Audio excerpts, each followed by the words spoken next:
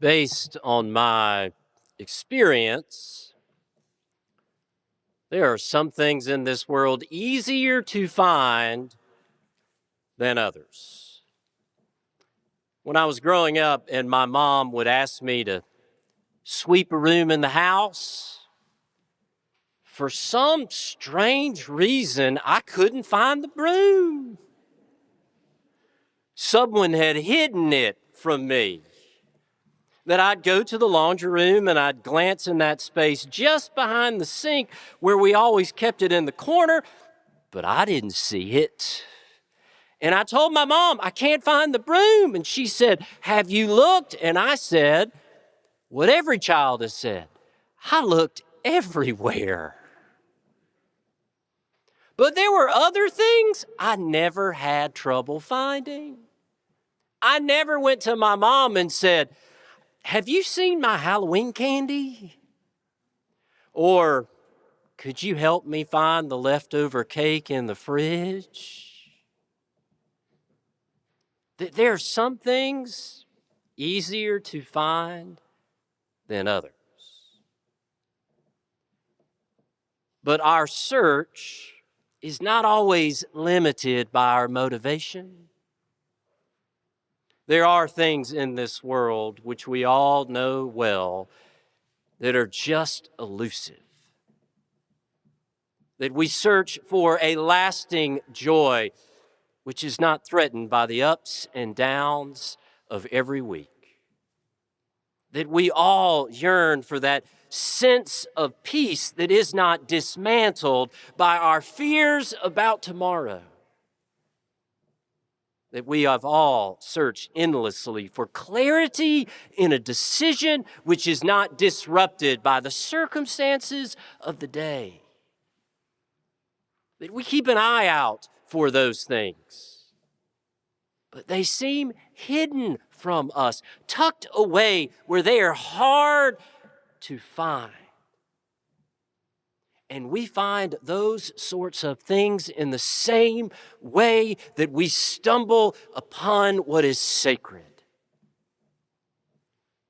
By finally resting ourselves in the silence and the stillness of the presence of God. Elijah was on the run. He could not help but move his feet, and his mind would not slow down. He needed reassurance in the face of distress. He was trying to get away from those who threatened to do him harm. So he kept running from place to place, unable to rest. That he ran to Beersheba, but he did not find any rest there. So he ran into the wilderness, and he could not find any rest there. Finally, he heard this voice say, get up and eat. And he went on to Mount Horeb, a sacred place where Moses had met God. And finally, he stopped running. And he walked out to the edge of the mountain. And he heard the sound of a great wind. But God was not in the wind. And then he was confronted by the sound of earthquakes. But God was not in the earthquake. And then he heard the sound of the fire, or we might say heat wave.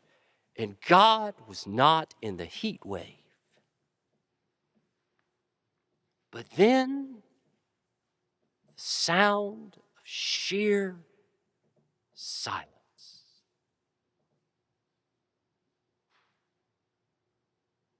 And God was in the silence. It is a peculiar thing. No matter how many times God has found us in the silence and stillness of our lives, we don't expect to hear anything there. But Elijah reminds us otherwise. And in this world full of noise and activity, we have to make room for the silence. In the 1890s in Paris, everyone was talking about this new invention. All the buzz was around how this invention was going to alter the world. And two people were talking where one of them said, "So, let me get this straight. When it rings, you stop what you're doing, you put everything down, you get up, and you go and you pick it up?" And the other person says, yes, that's exactly what you do. And this person said, "Oh, I see. Just like a servant does." It was a conversation between two well-known artists, Edgar Degas and Jean-Louis Forain, and they were talking about the invention of the telephone. That when it rings, you stop what you're doing. You put everything aside, you get up, and you go and you pick it up. Just like a servant summoned by a bell. That it is so hard to keep from serving what is meant to serve us. And the first casualty is silence. It's why in this room, we try to make room for silence, for looking and listening, discovering God in ways we would not otherwise. And what we do in here is meant to shape what we do out there, like a dress rehearsal for the week, that we continue looking and listening because of our longing. That as a deer longs for flowing streams, so my soul longs for God. It's a longing that we only hear when we enter the silence, which admittedly is so hard. The silence can be absolutely overwhelming because in it we just might overhear the sadness that is deep within us as we long for comfort. And the silence is challenging because once we get there, there is the waiting that God might not speak up as soon as we want, as we long for connection. That it's hard to make room for the silence because of all the demands of the noises around us, just trying to get a piece of our lives as we long for contentment. But it's in the silence and the stillness that we discover our longing for the flowing streams of God. And we do not make room for silence simply because we need to do less. Silence is not the same thing as leisure. Silence helps us sort out where we are and get a clear sense of where we are going. When Albert Einstein was about 5 years old, he was sick and he had to stay home. So his father went and found a compass and brought it to him so he'd have something to fiddle with throughout the day. And he sat there mesmerized by this magnetic needle that kept pointing north, that he was fascinated by this hidden force moving the needle. That Einstein says, I can still remember, at least I believe I can remember that this experience made a deep and lasting impression on me. Something deeply hidden had to be behind things. That something hidden is behind things. It's why we listen for the grace of God. It's why this longing is deep inside of us. When I was a boy, we loved to pile in the back of the station wagon and drive to South Georgia below the Nat line to Tifton, where my grandparents lived.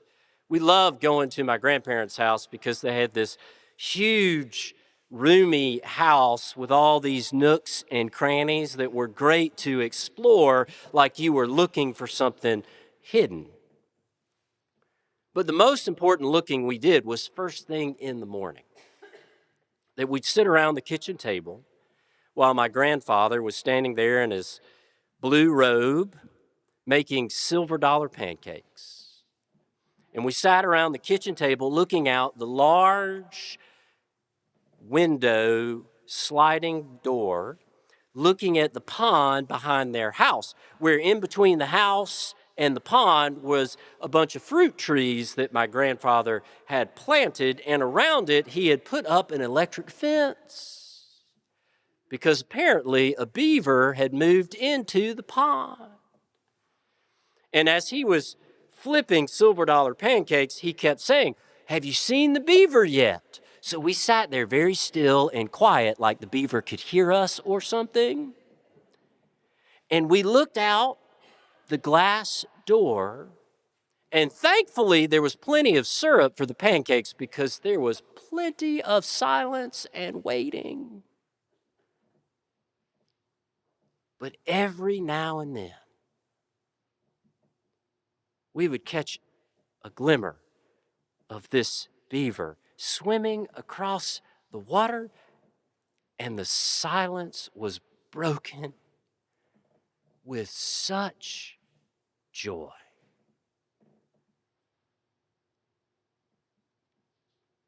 It's like that feeling of finding that elusive stillness and hidden silence.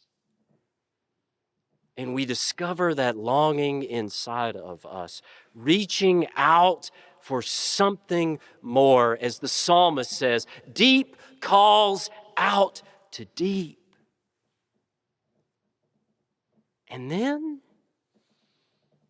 we think that we feel God's presence sit down beside us. And in ways we cannot explain, it changes everything. It changes how we see ourselves. It changes how we see this world. That we make room for silence.